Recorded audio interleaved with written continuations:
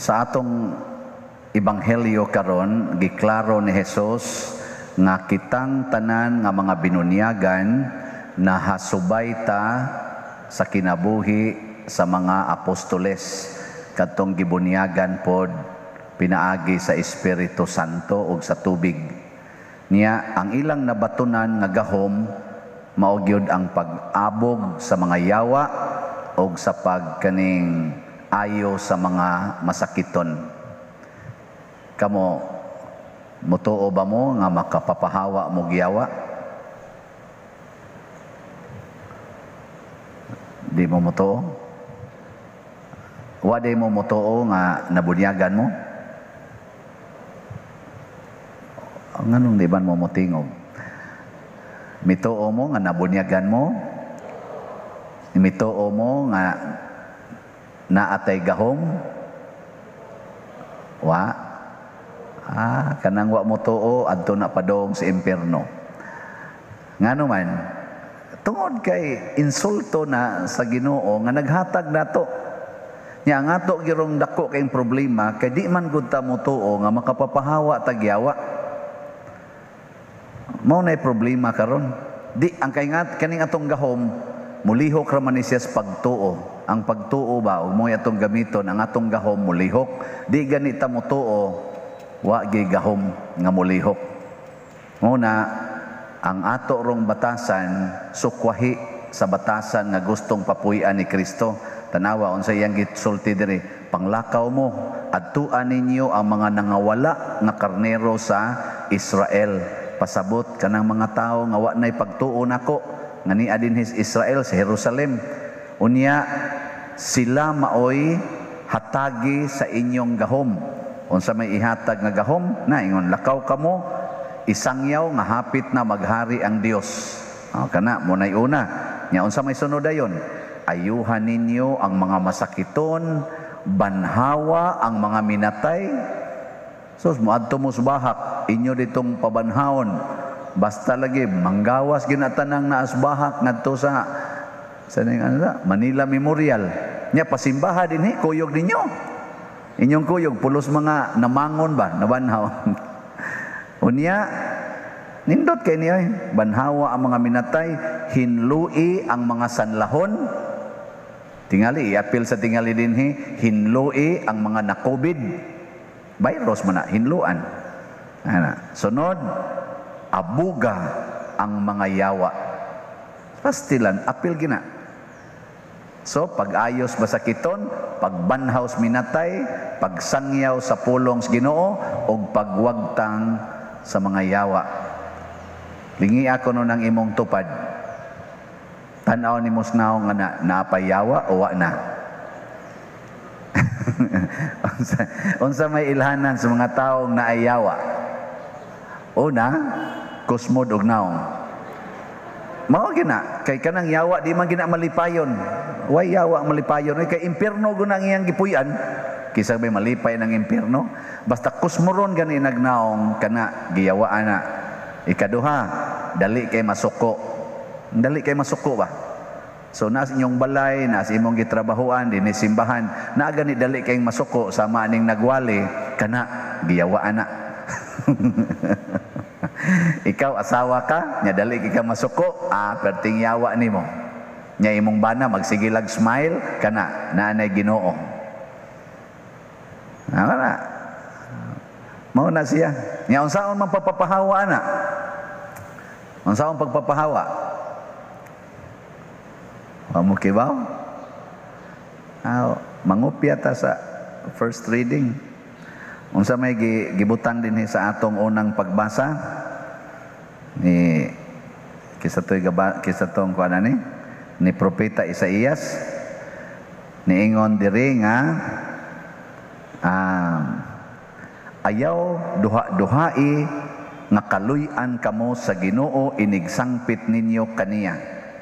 Ayaw kunog duha-duhai ba? Ayaw pagduda. Mula gina tuo gyud nga inigsangpit nimo naa ginay Ginoo. Nang litan ron imong bana kusmod kay ignaong sa to pag giyawaan kay giluod na sa imong naong. Unsa may imong isangpit sa Ginoo? Ingna dayon ang akong bana Lord ayuhan ni ang iyang naong kusmod naman kay ni. Nya moingon dayong Ginoo, ikay akong gamiton ha, nga tig-ayo niya. Sige, pahiyumi siya. Gikan ra ba na siyang kabit? Anya ang saman, mos pahiyom ka. Mo smile ka niya nga, hibaw kang gikan siya siyang kabit. Ika may gamitos Ginoo na instrumento. Ikaw, di ko Lord oy. Yung Ginoo, giyawaan sa deka. Kay mo kusmod man sa karon, nya kanang imong yawa o kanang iyang yawa mag-abot na pulos mo kusmod og naong. Haron mawa ang iyang yawa, gamita ang imong Ginoo, gamita ko nga naa nimo. So smile. Inka unsa may rason ako Lord nga mo smile ko nga gikan man ni siyang kabit. Sakit ba kay ni para nako? Nya moingon din ang Ginoo, sagdi lang og iyang gibuhat na nga gikan sa siyang kabit. Kay kaning maong pagpangabit niya okasyon nimo para maka-exercise kas tinuod nimong gugma niya. Kay ang tinuod nga gugma mugawas ra gid na kung sulayo na sa sala. Kana deng gugma ni Kristo nato kanang nalansang siya sa cross. Kanus amo na ni gawas sa dihang na atubang niya ang mga makasasala. Kanang sala sa atong isig katao mao baya nay makapagawas sa atong gugma. Kay kun wa sila sala, ang atong gugma murag luya siya, di siya mo active. Kanus aman mubukal ang tubig. Kung naay kayo. Ay, kasimple anang una-una. Kanus aman muhayag ang suga. Kung naay ngit-ngit. Ingon ani tanawa nakakita mo sayag sa kandila. Wow, wa man kita magpasigag suga des babaw kay way kapuslanan. Wa may ngit-ngit. Kanus aman ka makakita gwapa. Kung naay batig naong. Simple ana. Og way batig naong. Unsaon nimo pagkahibaw gwapa siya? Gwapo siya. Sa to pa mapuslanon. Ayaw pagmahay og bati kag naong kay tungod nimo doon na nay matawag nga gwapa o gwapo. Kanus ama ka makaingon nga naay bright. Kung naay bugo. Kay kung pulos mo perfect kinsa may bright ninyo. Kanus ama ka makaingon nga taas yag height. Nasay putot. So kakuha na nya kanus ka makahimong buot, kanus ka makaingon nga buotan ka. Kung naay makasasala, naay buangon nga mo atubang nimo. Nya karon kay asawa makakang buotan. Kamoron dinhing mga asawang nanimba, buotan mo o yawanon. Tubag. Uy, tubag uy. Namos tunga-tunga, ayawanon mo. Pero mayroon kang buutan ko, mutuor ako dimo kung makasuway ka nga ang imong bana giyawaan unya wa ka madala. Ni samot hinuon ang imong gugma og kaluoy niya. Kana buutan gyud kang tinuod. Kanusa ka makaingon nga kani kayo ni dili ni artificial kung makapabukal siya sa tubig. Pero sige kag sugno di ang tubig wa gyud mo bukal, wa gani mo init, inka binuang maning kayuha, di man din ni makapainit, di ni tinuod nga kayo. Kanang inyong alahas, ninyo gisulob, tinuod na dili. Kanus amang ka makaingong tinuod. Imong ilunod atong sanitan niyo kang kuanan, saw-sawan. Suka ba na unsa na? Ngang purify ba? Ang bulawan sa kuno mailhan sa da nga bulawan kun imong sunugon kayo kay ugwa gani basin kay kato kunong maigos kayo ang bulawan musamot man siya ka luto mo lutaw magmayo ang kana kunong dili bulawan maabo mo na siya abo kanus ama mo makaingon nga taga San Vicente Ferrer mo ngi kanus ama mo makaingon taga San Vicente Ferrer Parish mo. Kung samang San Vicente Ferrer nga naghingilig mga yawa, nag-ayo og mga masakiton. So kinsa maroy mga masakiton, sama anang drug addict, masakiton man na, addict man na. Unsaon man na pag-ayo? Papuyas inyong balay. Kay di man mo mga addict, di ba? Papuya aron matakdan sa inyong kabuutan. Nya, inyo nang buhaton. nga buangon day mo, man mo moto man. Kaning ato bitang kinabuhi, sige tagpangayo sa Ginoo, munindot akong kinabuhi, Ginoo, munindot unta, Ginoo, munindot unta, sige gitag ingon ana.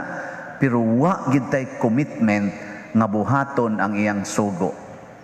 Ang sugo sa Ginoo maoy gahom. Kanang sugo sa Ginoo nga panghatag mo ayaw pagpangayog bayad.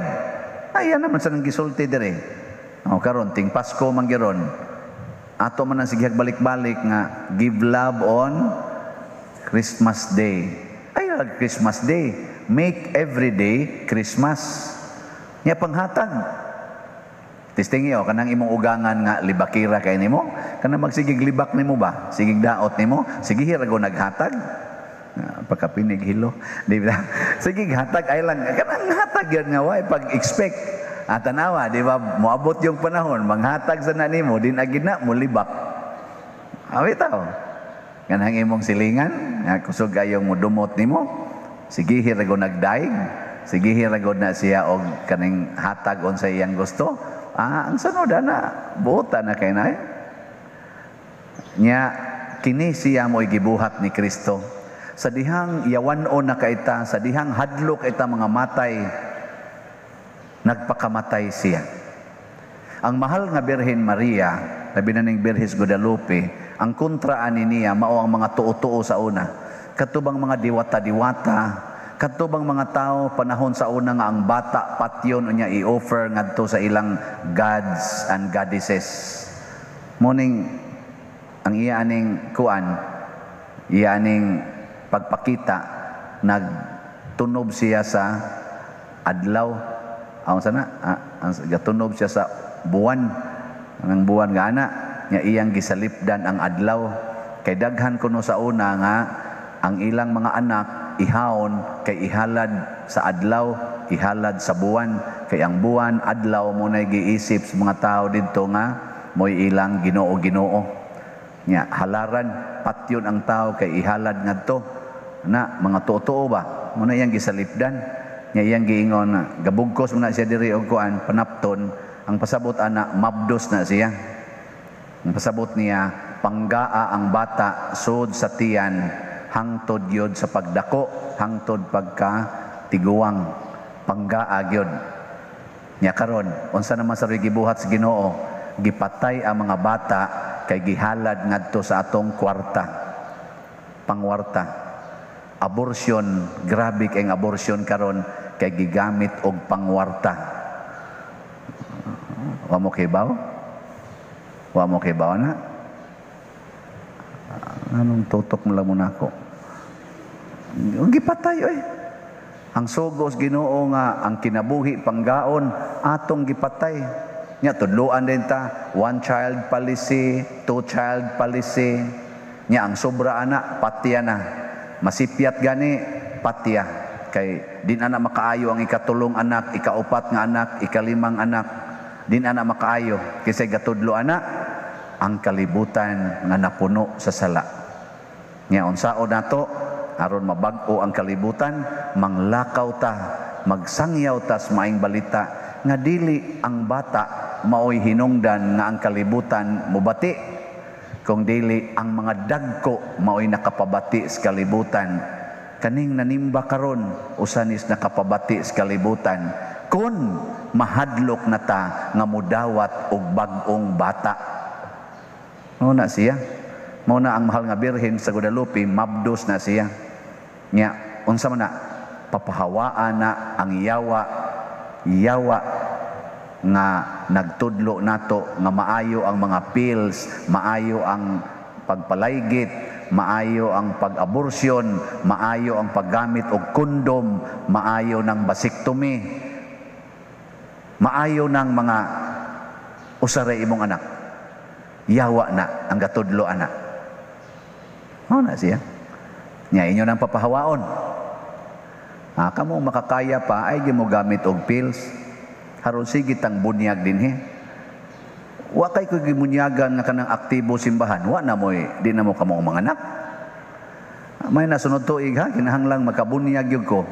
Gikas mga liktor, bisag kamo mga 80 na edad, paningkamot mo nga doon nasan mo mapabunyagan sunod. Kaya pa biya na basig maingon mo nga adi na nakaya oy.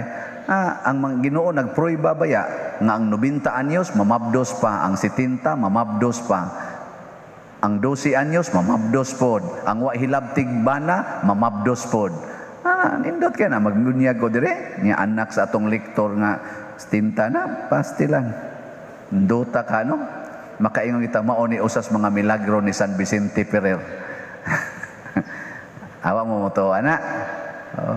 Uwa mo to nawa nagiyawaan na mo. Sige manindog na ta.